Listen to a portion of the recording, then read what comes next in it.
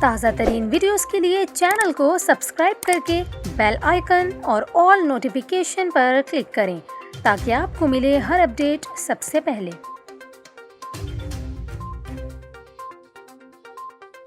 اور ابھی آپ کو بتائیں، اپنی بیوی کو قتل کرنے کے الزام میں سینئر صحافی ایاز امیر کے بیٹے کو گرفتار کر لیا۔ پولیس کے مطابق چک شہزاد میں سینئر صحافی ایاز امیر کی بہو کو گھر میں قتل کیا گیا۔ ایاز امیر کے بیٹے شاہ نواز نے اپنی بیوی سارہ کو قتل کیا۔ پولیس کا یہ کہنا ہے کہ ایاز امیر کے بیٹے شاہ نواز کو حراست میں لے لیا گیا ہے اور مقتولہ سارہ کی لاش کو پوسٹ مارٹم کے لیے پیمز ہسپتال منتقل کر دیا گیا ہے۔ پولیس کے مطابق واقعے کی تفتیش جاری ہے، جو بھی حقائق سامنے آئے وہ شیئر کیے جائیں گے۔